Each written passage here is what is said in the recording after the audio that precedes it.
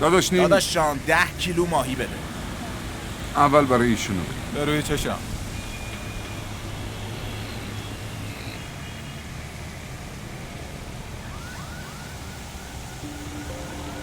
قرض کن. اینو نگی که بابات گفته بوده قرضم نکنی.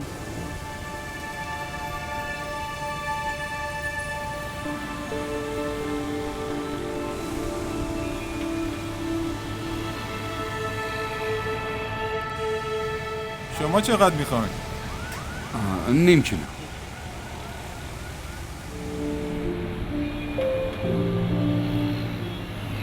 خب برو واسه خودت یه دوست پیدا کن، بعدم دوستی انتخاب کن که تو شرایط سخت کمکت کنه.